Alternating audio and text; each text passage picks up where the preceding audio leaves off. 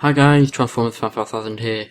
Today we are going to be reviewing Transformers Robots in Disguise Season 2 Episode 2 Overloaded Part 2. Please be aware this contains spoilers, so if you haven't watched the episode already, I will leave a link in the description below. So yeah, let's get straight onto the review. So I thought it was quite a good episode. So the first thing we saw was Optimus being pulled up from the icy cliff by Drift, Windblade and Sideswipe, and it was quite good because it did show how the cold has affected the Transformers, like all of them as well. And yeah, it was quite a good scene. It did show a lot of teamwork. It showed Sideswipe actually helping, because on the last episode he was a bit rude, but now he was actually helping Optimus. So yeah, that was quite good.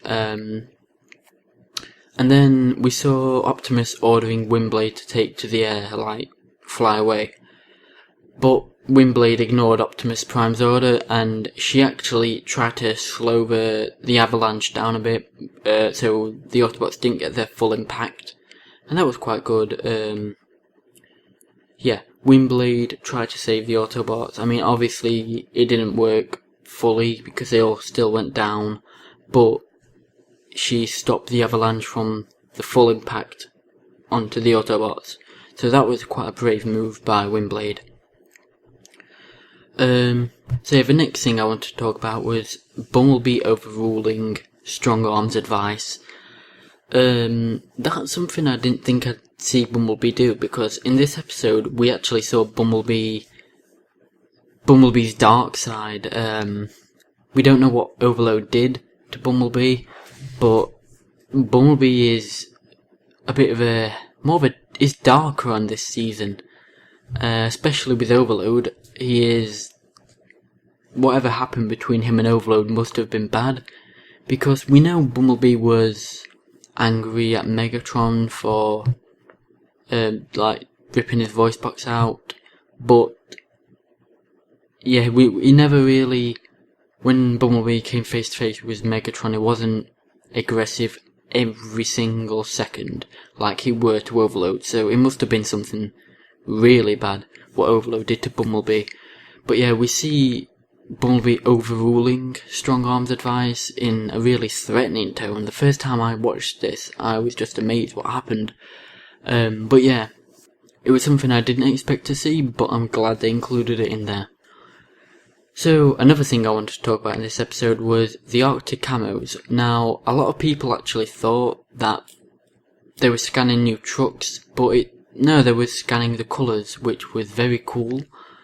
I like that. I loved how Sideswipe looked. Drift looked pretty cool. Optimus was cool. I think out of everyone though, I prefer Windblade. And I know some of you people will be like, oh, just 'cause Windblade's a girl.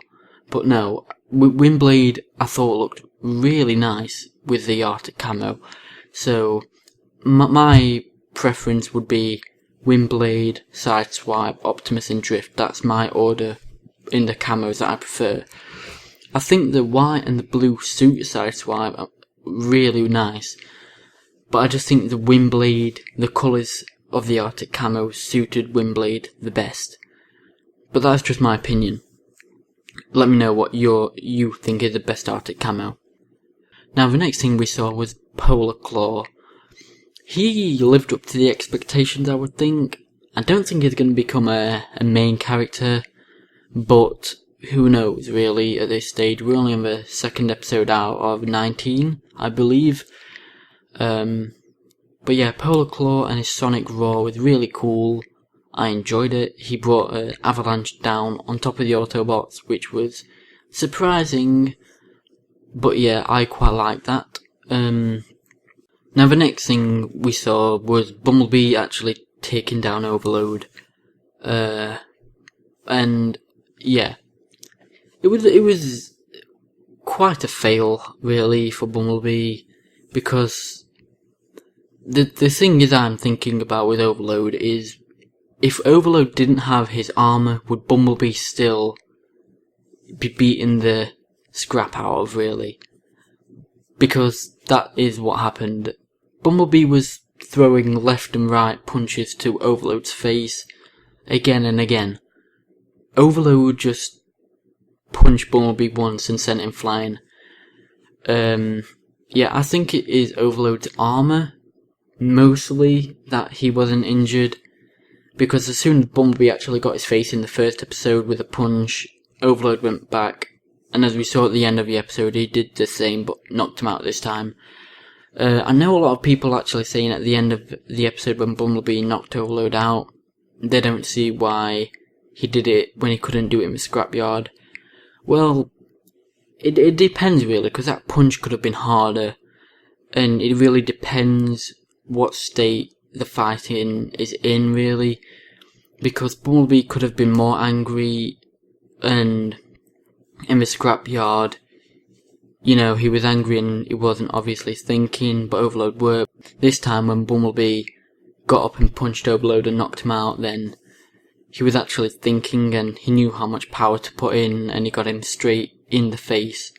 But yeah, a lot of people were saying it was just because Hasbro wanted to cut the episode short, but I don't believe that. I think Bumblebee just did it successfully. But yeah, that was the end of the episode. Coming towards the end of the episode, we saw Polar Claw's vehicle mode. Now, if you watch my trailer analysis, I thought it was actually an Arctic Camo Windblade and an Arctic Camo Drift, and I thought Drift had like a snowplow. But no, it was Polar Claw's alternate mode, so that was a nice surprise. But yeah, we obviously saw Windblade force Polar Claw into the sea, and Optimus knocked him out. One hit again. But yeah, I thought Optimus was in a worse state, but it does show Optimus still has his strength, even though he is a bit weak now. But yeah, towards the end of the episode now, we saw the Cyclone Minicons, and I thought they would have actually stayed with Overload, but it turns out no. Bumblebee managed to, you know, persuade the Cyclone Minicons to help him, and that's when he knocked Overload out. I thought the Cyclone Minicons were pretty cool, funny, very funny, and yeah, overall good characters. I'm glad they actually made a reappearance, because if they just appeared in the Cyclone shorts, then, you know, they're not really developed, but now they've added them into 2 extra episodes. I think that's really, I'm grateful that the Cyclones have had a chance to have a bigger role. But yeah, so then obviously when Overload is knocked out, Grimlock compliments Bumblebee and they've taken back to the scrapyard to put in stasis. But as we see in trailers, Overload is in trailers, so I imagine Steeljaw's gonna free Overload. But yeah, I think this episode was really good. Oh yeah, one thing. When Drift said, when the body is weak, the will can accomplish impossible things. That to me felt like, have you ever heard of them Survivor stories when they're in the Arctic? Or they're like, or that film 127 Hours? I don't remember the man's name, but he gets his hand stuck in a rock. Well, it's kind of like that when, like Survivor stories, like Castaways and all that. When you're weak, you'd do anything to survive, and I think that's what Optimus Prime has done. You know, he's weak, but he's continuing. Yeah, inspirational, really inspirational. But yeah, it was a good episode. I liked it. Very a dark side to Bumblebee. Maybe we'll find out what Overload did to him later on, but I certainly liked the episode. I think that's all I've got to say in this video. So yeah, I think everyone had a good role in this. You know, the away team, they successfully completed the mission. Bumblebee's team did. But I think Bumblebee told Strongarm and Grimlock to find a Cyclone Minicon because he thought they went in different directions. But Bumblebee, I think he also said that so he could take care of Overload himself. But yeah, I think that's all I've got to say in this video anyway. So yeah, let me know what you guys think of this episode. I'll leave it in the description below. So yeah, please let me know what you think. Let me know what you think of this review, and hope you enjoyed it. till all are one.